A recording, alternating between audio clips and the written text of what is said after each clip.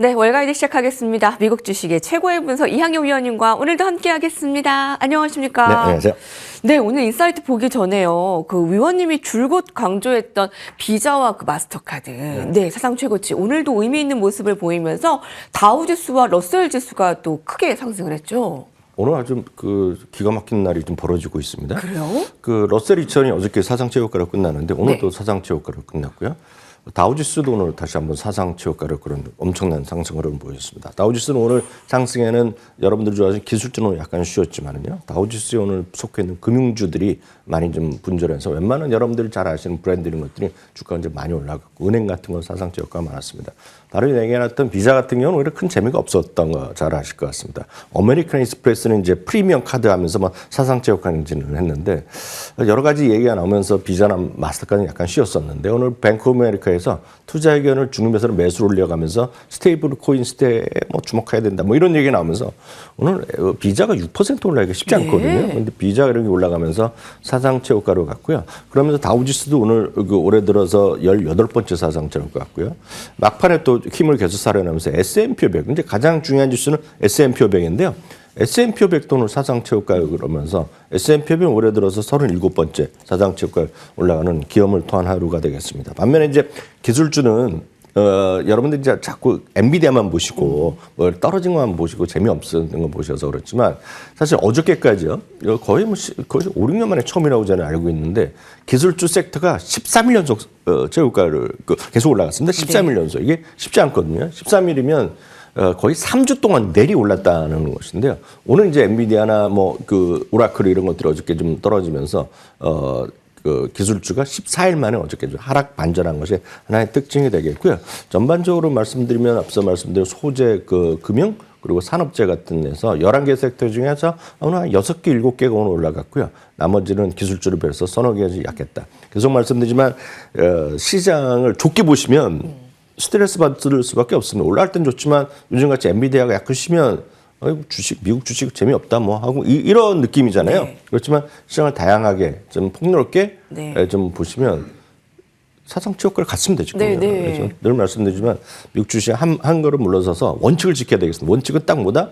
이것만 기억하시면 되겠습니다. 네. 이익과 멀티플 정해지는 금리. 네. 그 두 변수가 거의 95%고 나머지 모든 예를 들어서 저 자신도 마찬가지일 수 있겠지만 방송에 나오고 이런 사람들이 뭐 어떤 주식 좋다 이러면서 자꾸 뉴스 이런 것들은 하나의 노이즈다. 그래서 기본적으로 여러분들 딱 마음의 중심을 실적과 금리 그거가 95에서 거의 99%다. 이것만 생각하시면 됩니다. 그 AI 나스닥이 조금 주춤해서 그것만 가지고 계신 분들은 또 오늘 좀 기분이 안 좋으실 수 있는데 다우가 사상 최고가고요. 러셀이 아주 강세고 S&P 500 지수도 오늘 전략 후강으로 사상 최고치. 반면에 이제 잠깐 더 말씀드리면 오늘 잠시 전에 거의 한 5분 전에 이제 브로드컴 실적 나왔거든요. 먼저 볼까요? 브로드컴 실적 다시 한번 지금 보여주시면 브로드컴은 쉽게 해서 엔비디아의 대항마라고 감히 얘기할 수도 있지만 실제 엔비디아 차이가 많이 납니다.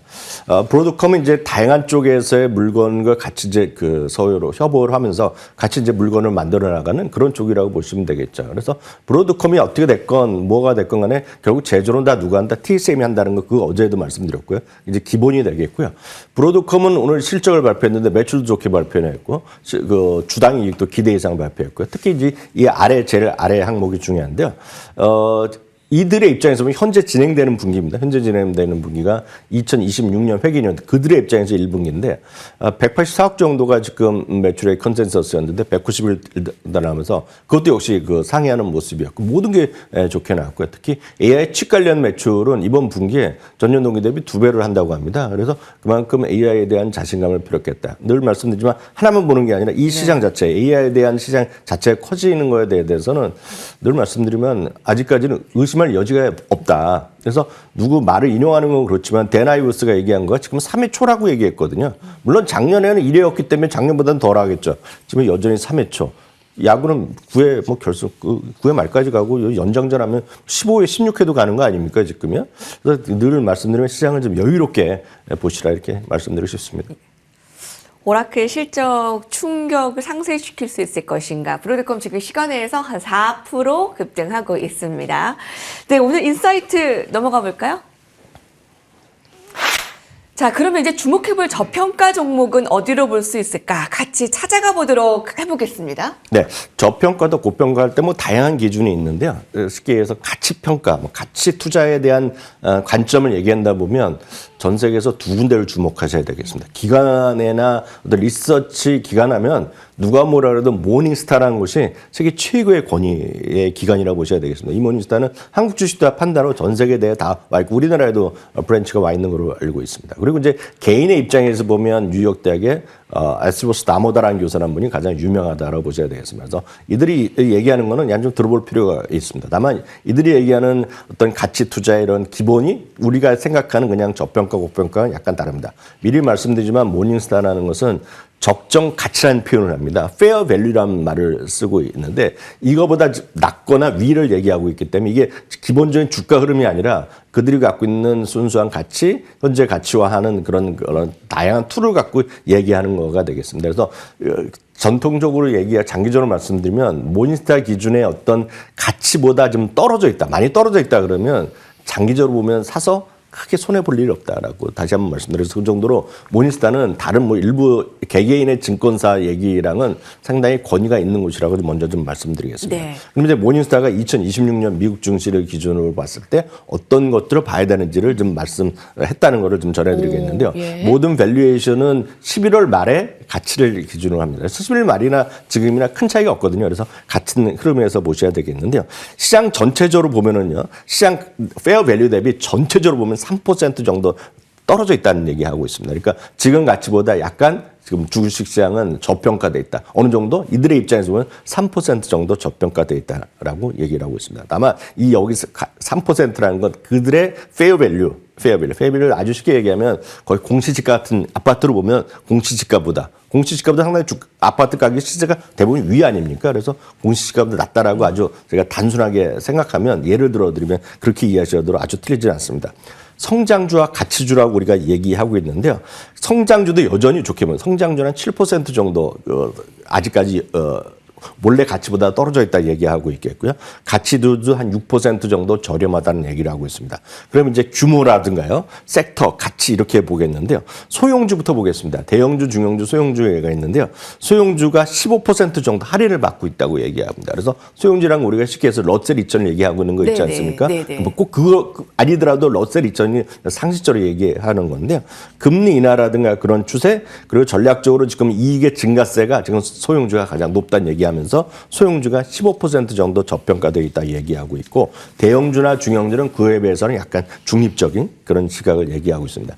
다음은 가장 여러분들이 관심을 가질 만한 것이 섹터가 되겠습니다. 종목은 나중에 얘기해야 되겠고 섹터인데요. 섹터에서 여러분들 좋아할 만한 것은 기술주가 많이 떨어져 있다 많이 올랐다고 얘기하잖아요. 어저께까지 13일 연속 올라갔는데 왜 올라갔느냐?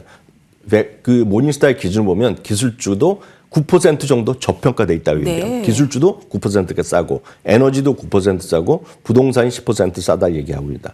반면에 필수 소비재 이런 건 약간 프리미엄이 있다. 오히려 비싸다는 얘기하고 있고 유틸리티, 금융도 3% 정도 비싸다니 5% 정도 비싸다. 그래서 저는 개인적으로 금융주가 될 거라고 보고 있는데 하여튼 이들은 모닝스타는 금융주가 5% 정도 좀 과한 거 아니냐 이런 생각을 하고 있다라고 보셔야 되겠고요.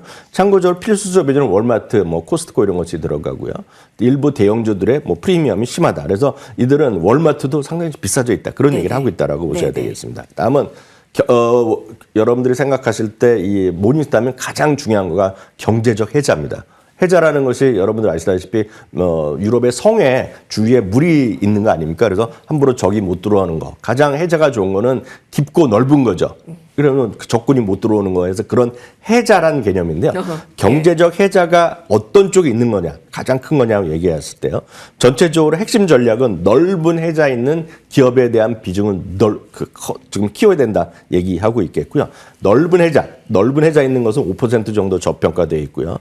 해자가 없는 기업은 6% 정도 오히려 비싸다는 얘기하고 있습니다. 그래서 이들의 기준을 보면 해자가 넓고 상대적으로 작은 거 소형주가 지금은 여러분들이 보셔야 될 때 이런 것들이 다분히 어디가 있느냐 S&P 500 기준을 보면 S&P 400의 주식이나 그런 S&P 600 주식에 들어가 있고 러셀 기준으로 보면 러셀 1000보다는 러셀 2000에 있다. 그래서 저희는 러셀 2000이 강한 거가 이 모닝스타의 기준으로 보면 딱 맞는 얘기일 수도 있고 말씀드렸다시피 이익 증가가 러셀 2000이 가장 높습니다 지금요. 그래서 그런 관점에서 얘기를 하고 있다라고 보셔야 되겠습니다. 다음은 그래서 어떤 거를 봐야 되느냐? 종목은 워낙 많기 때문에 ETF로 말씀드리면 가장 쉽게 접근할 수 있는 것은 러셀 2000 ETF입니다.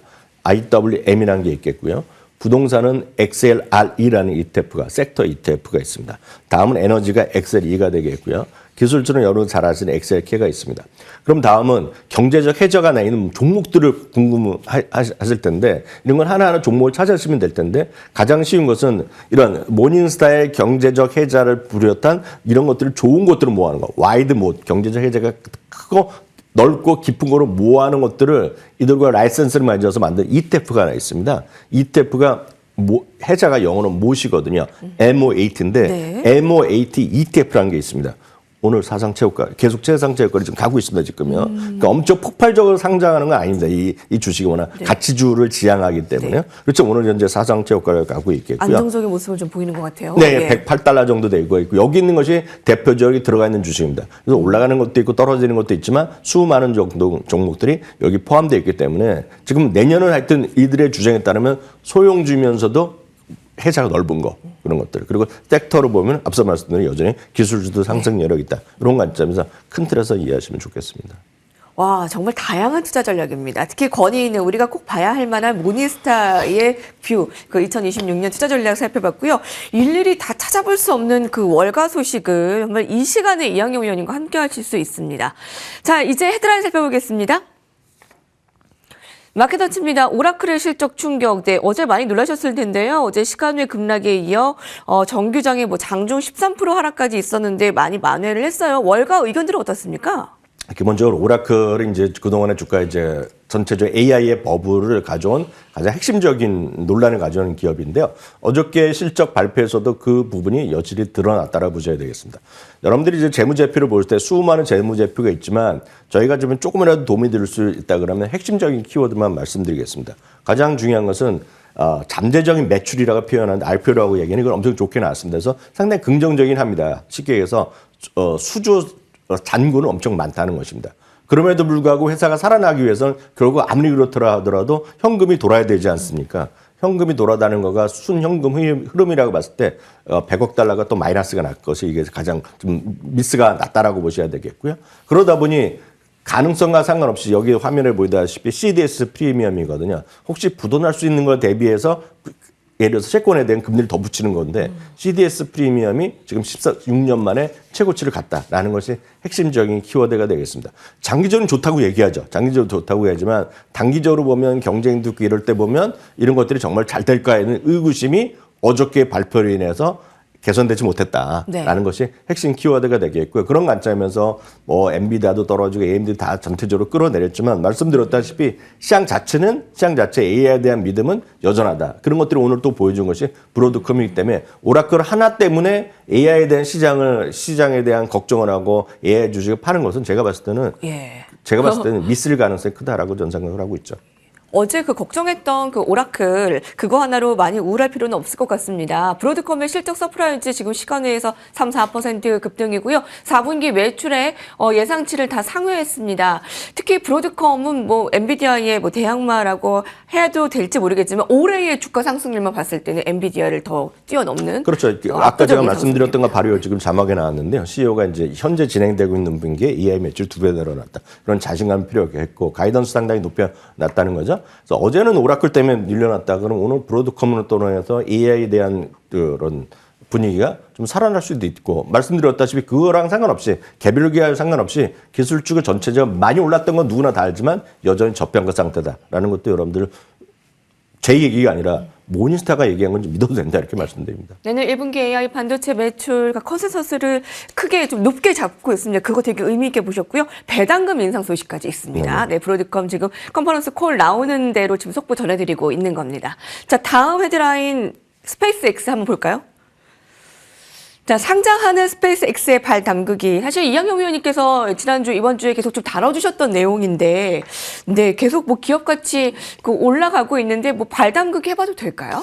이게 지금 상당히 애매합니다. 상당히 투기적일 수가 있는데요. 제가 그 지난주, 주말에 특집 기사가 나왔을 때, 제가 블룸버그 기사를 통해서 이거 8천억 달러 이제 같이 뭐 이런 얘기 하면서 그때도 한 2개 플러스 2 플러스 1을 하나 잠깐 말씀드렸는데요.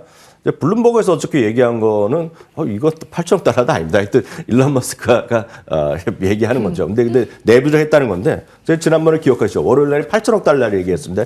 가치를 보고 있다는 것 자체 아무도 증명된 적이 없는데요.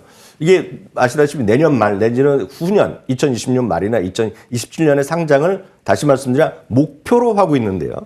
지금 또 이쪽에서는 8천억 달러 얘기하지 말고 1조 5천억 달러를 얘기하고 있는 겁니다. 1조 달러 같이 가고 갈 수 있다 그러면 제가 혹시 이 자세한 내용은 월요일 아침에 저희가 이 방송을 유튜브로 올라가 있지 않습니까? 그걸 다시 한번 보시면 좋을 것 같고요. 거기다 곱하기 그냥 90% 하시면 되겠습니다. 이게 현실화된 게 아니고 그렇기 때문에 딱 9 곱하기 1.9 해주시면 되겠는데 하나 더 오늘 나온 거로 보면 저도 이 부분은 자세히 몰랐었는데요. 알파벳이죠. 구글이 2015년 1월에 스페이스X에 약 100억 달러의 가치에 투자를 했었다고 합니다. 그래서 이것도 상당히 뭐 엄청 가치가 부풀어지기 때문에 그것 때문에 주식을 팔진 않겠으나 알파벳의 가치도 상당히 또 하나 커질 수 있다라는 것이죠. 그래서 이미 지난 분기 실적 보고할 때 거기를 통해서 80억 달러의 미실현 이익이 있다라고 장부상에 보고했는데 그때보다 지금 이거 되면 거의 4배 정도 되는 거거든요. 그 당시보다 지금 가치를 계속 2배 올리면은 그래서 이거는 상당히 부풀려져 있는 평가일 수도 있지만 다만 말씀드렸다시피 테슬라의 스페이스X를 간접적으로 투자할 수 있는 방법이 거의 없는데 말씀드렸다시피 ETF가 한 2개 정도 있고요. ETF 2개 있고 종목이 하나 있는데요. 그것은 상당히 투기적일 수 있다는 건 다시 한번 말씀드리고 네네. 자세한 내용은 월요일 날 영상을 다시 한번 찾아보시는 것이 시간 관계상 더 맞을 것 같습니다. 네, 오늘 말씀 감사합니다.